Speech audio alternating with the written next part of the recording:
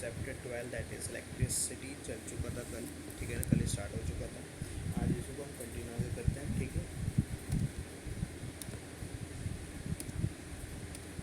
देखो सबसे पहले हमने इसमें क्या पढ़ा था, सबसे पहले हमने पढ़ा था कि हमारा चार्ज क्या होता है, किस चीज़ को हम चार्ज बोलते हैं।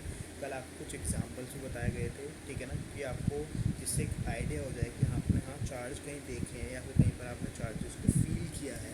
तो कल आपको कुछ एग्जांपल्स बताए थे जिसमें आपका टेलीविज़न वाला एग्जांपल था, या फिर आप कह सकते हैं और भी काफ़ी एग्जांपल बताए थे, ठीक है ना। तो उसके बाद आपको बताता है कि चार्जेस हमारे हो सकता है पॉजिटिव हो सकता है नेगेटिव हो। प्रोटॉन होते हैं तो उनके पास पॉजिटिव चार्ज होता है, और अगर इलेक्ट्रॉन होंगे तो हमारा उसके पास कैसा होगा, नेगेटिव चार्ज होगा, ठीक है। लेकिन एटम के पास तीन चीज़ होती है, प्रोटॉन, न्यूट्रॉन और इलेक्ट्रॉन। इलेक्ट्रॉन से प्रोटॉन का समझ में आता है, तो फिर न्यूट्रॉन के पास क्या होता है, न्यूट्रॉन के पास कोई भी चार्ज नहीं, तो वो कैसे होता है, हमें न्यूट्रल बोलते हैं, ठीक है ना।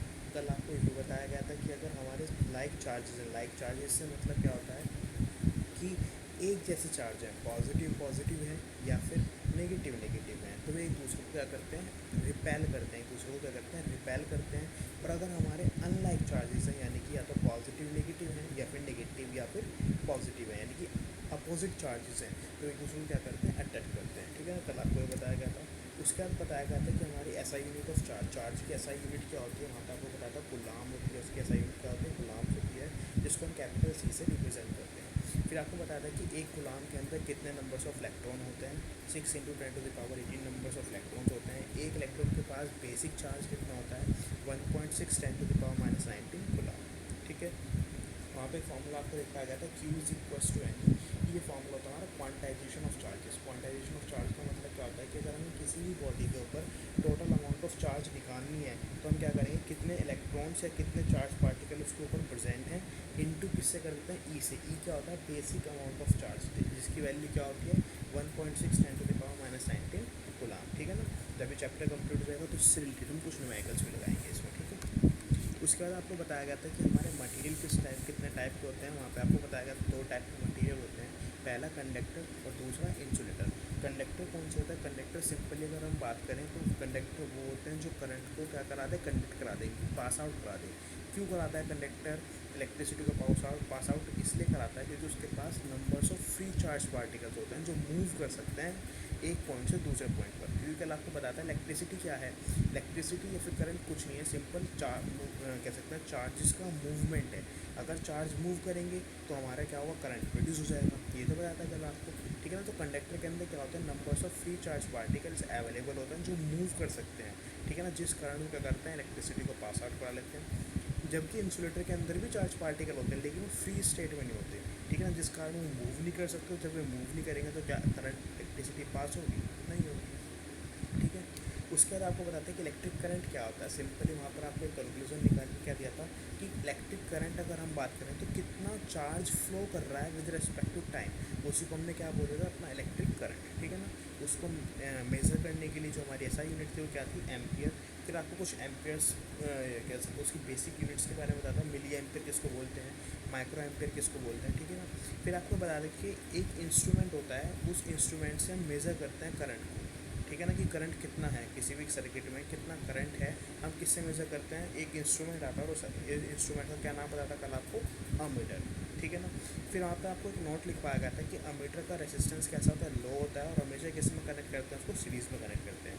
इस पॉइंट को आपको मैंने कल भी बताया था, इसको हम आगे समझेंगे क्यों, क्योंकि इसके अंदर एक टर्म आई है रेसिस्टेंस और एक टर्म आई है सीरीज़। आपको दोनों के बारे में नहीं पता, ठीक है ना, तो दोनों टर्म्स हमारी आगे इस चैप्टर में आएंगी जब उसके बारे में पढ़ेंगे, ठीक है। आज हम अपना नेक्स्ट टॉपिक स्टार्ट करेंगे, दैट इज़ पोटेंशियल डिफरेंस। ये पोटेंशियल डिफरेंस होता क्या है, देखो ये पोटेंशियल डिफरेंस क्या है, ये टॉपिक आपके इस चैप्टर में इतना ब्रीफ में नहीं है, सिंपल है, मतलब कह सकते हैं बेसिक दे रखा है चैप्टर में आपके लिए, ठीक है ना। जब आप फर्दर क्लासेस में जाओगे, जैसे फॉर एग्जांपल 12th क्लास में जाओगे तो आप इसके बारे में डिटेल पढ़ेंगे, ठीक है ना, कि पोटेंशियल डिफरेंस होता क्या है। लेकिन अब इसमें जो आपको बताया गया है जो आपके सिलेबस में उसके बारे में बात करते हैं कि पोटेंशियल डिफरेंस है क्या। फॉर एग्जांपल मैं आपको दिखाने की कोशिश करता हूँ, जस्ट टू इट।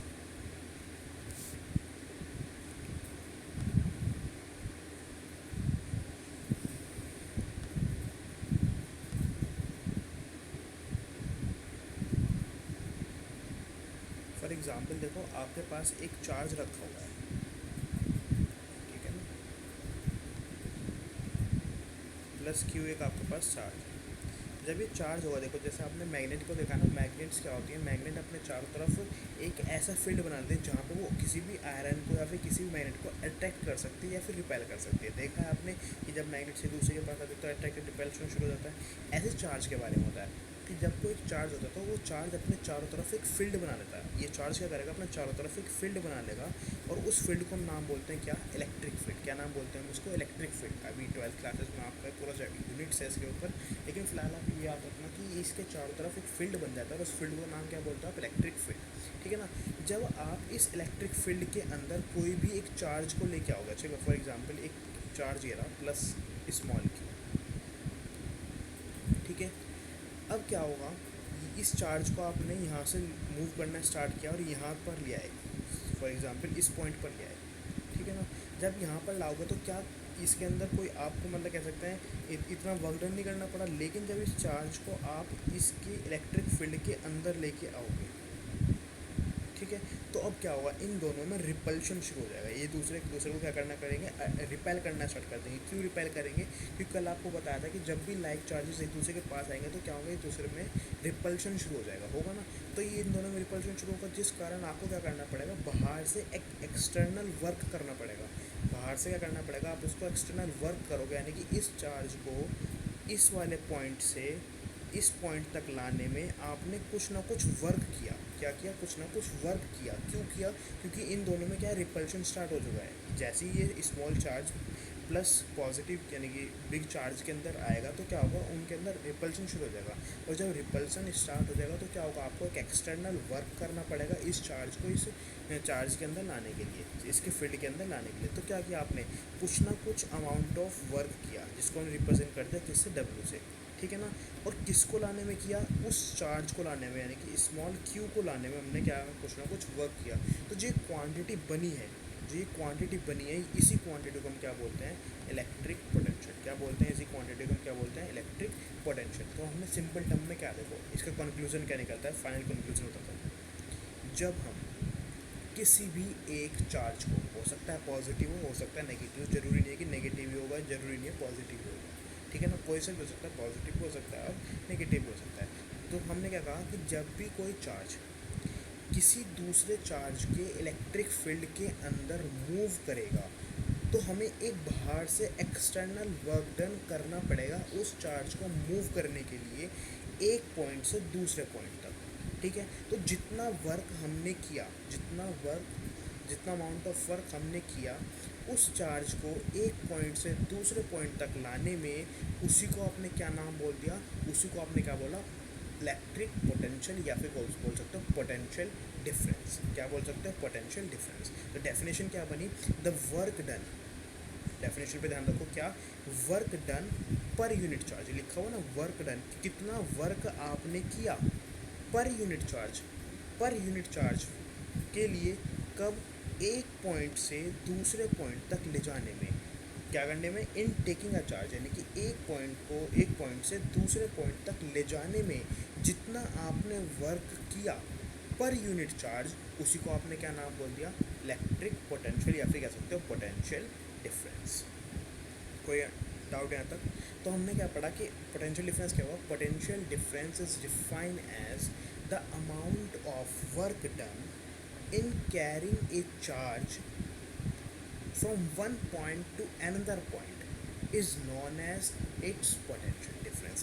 यानी कि जब हम किसी भी एक चार्ज को एक पॉइंट से दूसरे पॉइंट तक ले जाने की कोशिश करते हैं तो एक पॉइंट से दूसरे पॉइंट तक ले जाने में कितना हमने वर्क किया पर यूनिट चार्ज, कितना हमने वर्क किया पर यूनिट चार्ज, उस क्वांटिटी को आप क्या नाम बोलते हो, उस क्वांटिटी को बोलते हो पोटेंशियल डिफरेंस। क्या बोलते हो, पोटेंशियल डिफरेंस। तो इसका फॉर्मूला क्या होगा, इसका फॉर्मूला होगा V is equals to W upon Q. V क्या है, V शो करता है पोटेंशियल डिफरेंस। V किसका सिंबल है, कैपिटल V सिंबल है हमारा पोटेंशियल डिफरेंस का।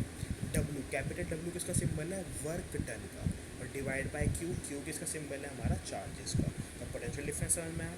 अच्छा, आपने कभी अपने कह सकते हैं रियल लाइफ में कहीं पोटेंशियल डिफरेंस कहीं देखा है, या फिर कहीं मतलब कुछ आपको पता हो कि हाँ यहाँ पर इस चीज़ में हमने पोटेंशियल डिफरेंस देखा है। बिल्कुल देखा है आपने।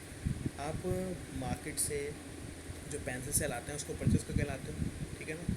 उस पेंसिल सेल पर लिखा रहता है 1.5 वोल्ट, 2.3 वोल्ट, 2.5 वोल्ट लिखा रहता है ना।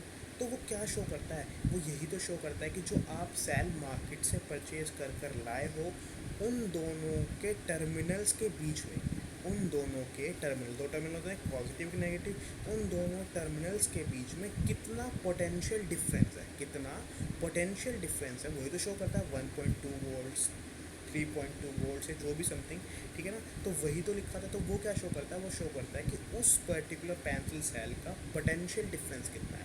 अब पोटेंशियल डिफरेंस, डिफरेंस का मतलब कि उन दोनों टर्मिनल्स के बीच में पोटेंशियल का कितना डिफरेंस है, उन दोनों टर्मिनल्स के बीच में पोटेंशियल का कितना डिफरेंस है।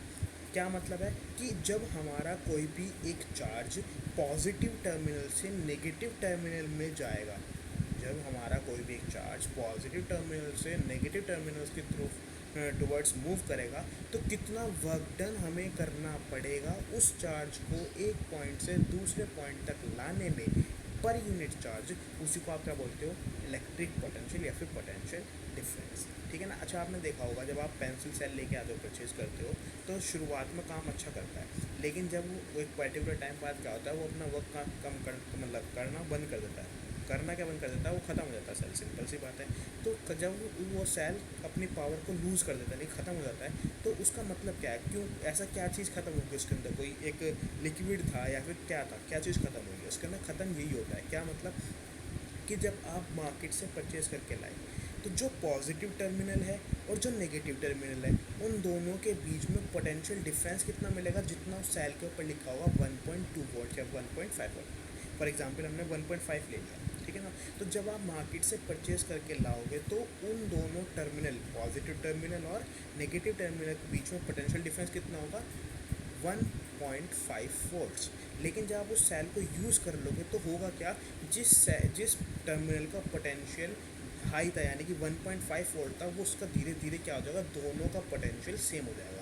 यानी कि पॉजिटिव टर्मिनल का भी और नेगेटिव टर्मिनल का भी पोटेंशियल क्या हो जाएगा, सेम हो जाएगा। और जब दोनों का पोटेंशियल सेम हो जाएगा, तो कोई भी उसके बीच में पोटेंशियल डिफरेंस नहीं होगा। और जब कोई भी पोटेंशियल डिफरेंस नहीं होगा, तो कोई भी अमाउंट ऑफ वर्क डन वहाँ पर क्रिएट नहीं होगा। क्यों, क्योंकि इसका एक फॉर्मूला होता है, आपके हायर क्लासेस में आएगा, अभी तो आपके काम नहीं आएगा, लेकिन मैं फिर बता देता हूँ। वी बी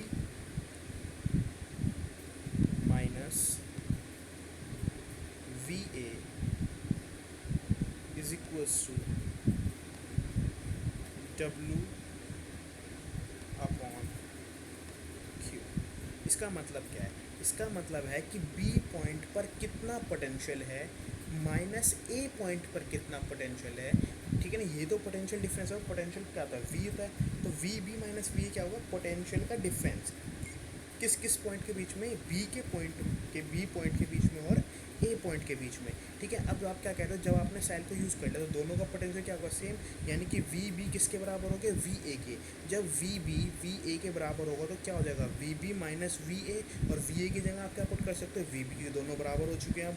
तो क्या हो जाएगा, यहाँ से कितना रिजल्टेंट आएगा, जीरो। तो यानी कि जीरो इज इक्वल्स टू कितना हो जाएगा, zero is equals to W upon Q. ये तो हो जाएगा। तो ज़रा देख के बताना वर्क डन कितना हुआ। तो यहाँ से वर्क डन कितना है आपका, work done is equals to zero. तो यानी कि कोई भी चार्ज को मूव कराने में कोई भी वर्क डन नहीं होगा। और जब कोई भी वर्क नहीं होगा चार्ज को मूव कराने में, तो क्या करंट पास होगा, बिल्कुल नहीं होगा। क्योंकि करंट तो जब भी पास होगा जब चार्ज एक पॉइंट से दूसरे पॉइंट पर जाएंगे। तो जब चार्ज एक पॉइंट से दूसरे पॉइंट तक ही नहीं जा पा रहे, क्यों नहीं जा पा रहे हैं, क्योंकि वहाँ कोई भी हम वर्क डन नहीं करा रहे हैं। क्यों वर्क डन नहीं करा रहे हैं, क्योंकि दोनों टर्मिनल्स के बीच का पोटेंशियल क्या है, सेम हो चुका है, जिस कारण वर्क डन कितना हो गया, जीरो। और जब वर्क डन जीरो हो जाएगा, तो कोई भी चार्ज एक पॉइंट से दूसरे पॉइंट पर मूव नहीं करेगा। और जब कोई भी चार्ज एक पॉइंट से दूसरे पॉइंट तक मूव नहीं करेगा, तो करंट कितना होगा, जीरो। क्योंकि करंट क्या होता है, करंट फ्लो ऑफ चार्ज ही तो होता है। जब तक चार्ज फ्लो नहीं करेंगे, जब तक करंट नहीं आएगा, सिंपल सी बात है, ठीक है ना। कोई दिक्कत नहीं चाहिए। तो पोटेंशियल डिफरेंस समझ में आया, ठीक है ना। अब इसकी एसआई यूनिट क्या होती है, जैसे आपने करंट पढ़ा था, करंट की एसआई यूनिट क्या होती है, एमीटर, सॉरी एम्पियर, ठीक है ना। तो इसकी पोटेंशियल डिफरेंस की एसआई यूनिट क्या होती है, वोल्ट। क्या होती है, वोल्ट, VOLT, वोल्ट। किससे रिप्रेजेंट करते हैं, कैपिटल वी से। कोई डाउट यहाँ तक। अच्छा, एक तो होती है इसकी एसआई यूनिट वोल्ट की। अगर हम इस फॉर्मूले के अकॉर्डिंग देखें एसआई यूनिट, तो क्या होगी, वर्क की क्या एसआई यूनिट होती है, वर्क की होती है जूल, 9th क्लास में पढ़ाया गया था आपको वर्क के क्या ऐसा यूनिट होती है जूल, और क्यू यानी कि चार्ज की ऐसा यूनिट क्या होती है, अभी पीछे आया था कूलाम। तो एक इसकी ऐसा यूनिट और आ गई क्या, जूल पर कूलाम। ठीक है, या तो पोटेंशियल डिफरेंस की डायरेक्ट ऐसा यूनिट क्या होगी, वोल्ट। वोल्ट बोल तो कोई दिक्कत नहीं है, या फिर आप वोल्ट नहीं बोलना तो उसके जगह क्या बोल सकते हैं, जूल पर गुलाम। क्यों, क्योंकि V is equal to W कौन क्या होता है, डब्ल्यू का फॉर्म, डब्ल्यू क्या होता है, जूल।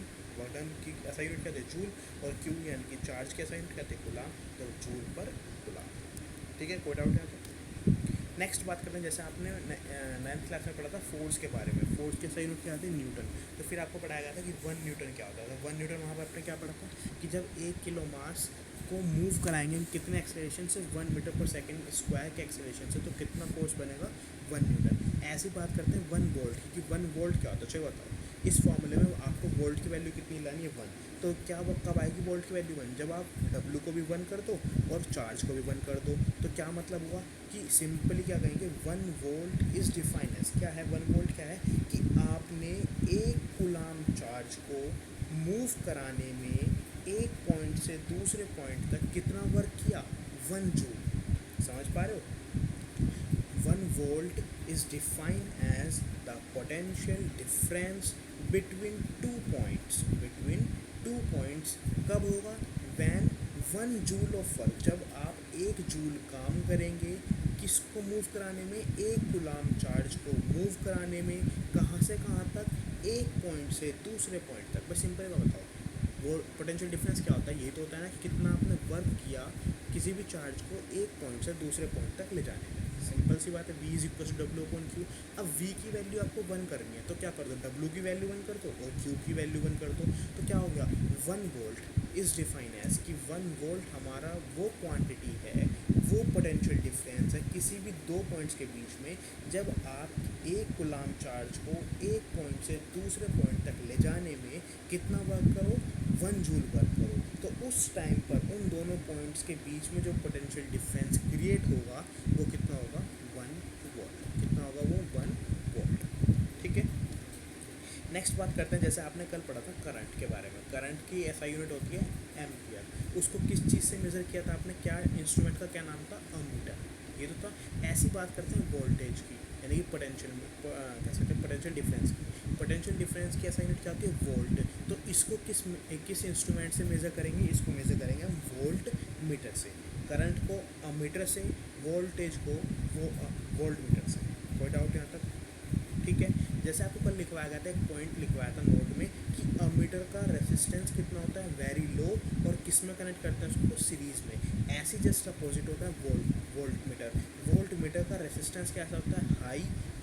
ठीक है ना, कैसा होता है रेसिस्टेंस हाई, और कनेक्ट किस में करते हैं इसको, पैरेलल में। फिर अगेन वही बात, रेसिस्टेंस क्या होता है, पैरेलल कनेक्शन क्या होता है, वो अभी हम चैप्टर में आगे डिस्कस करेंगे तो जब देखेंगे। ठीक है ना, यहाँ पर आपको सिंबल बताया गया था, अमीटर का सिंबल में क्या होता है, यहाँ पर V की जगह A होता है, और वोल्ट मीटर में यहाँ पे A की जगह क्या हो जाएगा, सिंपल V हो जाएगा। तो इसका सिंबॉलिक रिप्रेजेंटेशन ये हो गया। ठीक है ना। अब अच्छा, इसका एग्जाम्पल आपने देखा है सिंपल। अगर वोल्ट की बात करें, सिंपल अगर एक पोटेंशियल डिफरेंस की बात करें तो सिंपल आपको भी बताया गया है, एक पेंसिल सेल, क्या 5 रुपये वाला, जो 7 रुपये वाला जो भी आप पेंसिल सेल आता है, वो क्या है, सिंपल एक पोटेंशियल डिफरेंस का एक सिंपल से कह सकते हैं डिवाइस है।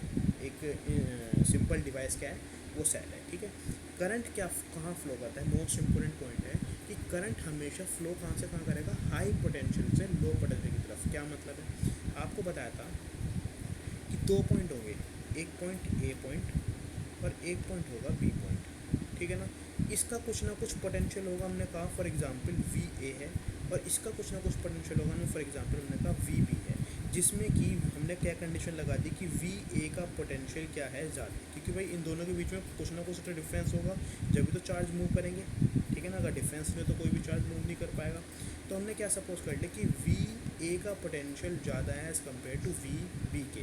तो करंट हमेशा कहाँ से कहाँ की तरफ फ्लो करेगा, हमेशा हाई वाले पोटेंशियल से लो वाले पोटेंशियल की तरफ। कहाँ से कहाँ मूव करेगा, हमेशा हाई वाले पोटेंशियल से लो पोटेंशियल की तरफ। फॉर एग्जांपल आप पेंसिल सेल लेके आए हो 7 रुपये वाला, ठीक है ना, आपको कहा गया कि जो पॉजिटिव टर्मिनल है उसका पोटेंशियल कितना है, 1.5 वोल्ट, और जो नेगेटिव टर्मिनल है उसका पोटेंशियल कितना है, 0।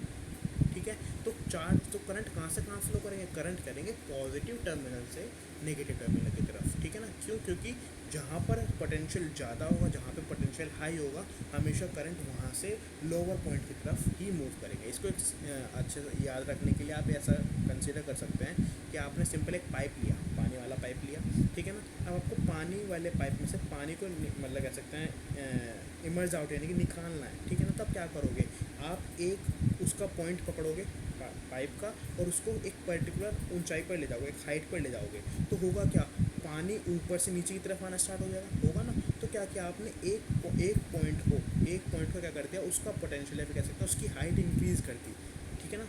हाइट का मतलब इसमें सिंपल क्या, पोटेंशियल, क्या आपने उसका एक पोटेंशियल इंक्रीज़ कर दिया, तो कहाँ से कहाँ पानी आया, हाई वाले पॉइंट से लो वाले पॉइंट की तरफ, ठीक है ना। तो ऐसी करंट का है, करंट भी हमेशा कहाँ जाएगा, हाई पोटेंशियल से लो पोटेंशियल की तरफ, ठीक है, ये याद रखना। उसके बाद कुछ सिंबल हैं, कुछ सिंबल ये क्या है कि ये सिंबल जनरली क्या होते हैं, आपके सर्किट डायग्राम में यूज़ किए जाते हैं, ठीक है ना।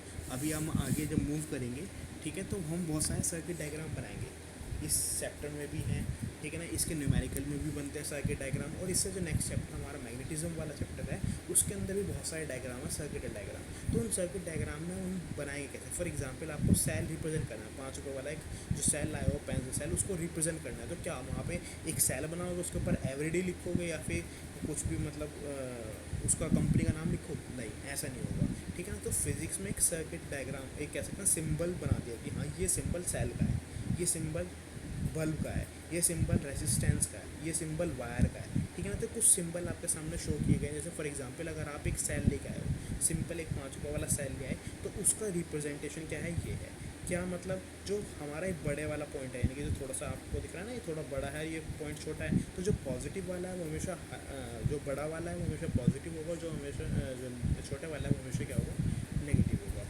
और अगर आपने बैटरी लाए, बैटरी और सेल में आप कहोगे सर बैटरी और सेल में डिफरेंस क्या है, सिंपल डिफरेंस इतना ही है कि आप 5 रुपये वाला एक सेल लेके आए हो, तो उसको तो बोलोगे आप इलेक्ट्रिक सेल, लेकिन आप 5 5 वाले 2 सेल ले आए और उन दोनों को कनेक्ट कर दिया एक दूसरे से, किया होगा आपने, ठीक है ना। ज़्यादा तेज़ फैन चलाने के लिए आपने क्या करा, उन दोनों को कनेक्ट कर दिया, तो अब वो जो पूरा सिस्टम बन गया ना, 2 सेल का पूरा सिस्टम, जो कनेक्शन आपने बनाया, उस पूरे सिस्टम को आप बोलोगे क्या, बैटरी। उसमें 2 सेल भी हो सकते हैं, 3 भी, 10, 50, 1000, 100, लाख, 200, 200, 250, कितने भी हो सकते हैं, ठीक है ना। तो जो पूरा सिस्टम बना, उस सिस्टम को आप क्या बोलते हो, बैटरी, ठीक है ना। तो ये दिख रहा है ना आपको, पहला सेल, दूसरा सेल, तीसरा सेल, एंड सो ऑन, ठीक है। अगर आप की मतलब कोई भी आपने फॉर एग्जांपल, अगर हम इस टाइम स्कूल में होते तो मैं आपको की लैब में ले जाकर दिखाता किस टाइप की होती है, ठीक है ना। फिलहाल आप एक काम करो, इस सिंबल को ऐसे ही याद कर लेना, ठीक है ना। जब स्कूल ओपन होंगे तो आपको लैब में लेकर चलेंगे, ठीक है ना। इसमें तो मैंने आपको पहले बोला हुआ है कि जिस दिन भी हमारे स्कूल ओपन होंगे, ये सभी चैप्टर्स आपको एक बार लैब में भी दिखा देंगे, ठीक है। ये एक क्लॉज की है कि अगर की हमारी क्लॉज हो जाए, ठीक है, तो कैसा होगा, अगर हम वायर को जॉइंट कर दें, एक वायर को दूसरे वायर से जॉइंट कर दें, तो किस टाइप का सिंबल होगा, ठीक है ना। अगर एक वायर दूसरे वायर को क्रॉस करे, यानी कि एक वायर के ऊपर दूसरी वायर आ रही है, ठीक है ना, तो किस तरह का सिंबल शो करेंगे। इलेक्ट्रिक बल्ब का सिंबल क्या होगा, ठीक है ना, ये इलेक्ट्रिक बल्ब का सिंबल हो गया। रेसिस्टेंस क्या होता है, रेसिस्टेंस अभी इस चैप्टर में आ गया, लेकिन फिलहाल अभी उसका सिंबल देख लो, उसका रेसिस्टेंस का सिंबल क्या होता है, ठीक है ना। रियोस्टेट भी आगे इस चैप्टर में आएगा, बताऊंगा मैं आपको, ठीक है ना। तो ये रियोस्टेट का सिंबल हो गया।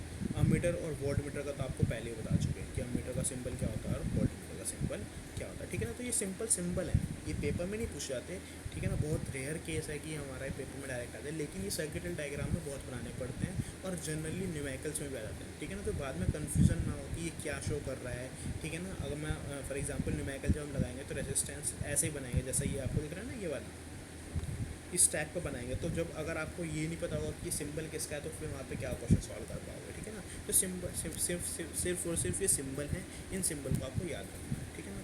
ये आपको कॉपी बना लेना। थैंक यू, बाकी आगे इसके नेक्स्ट क्लास में।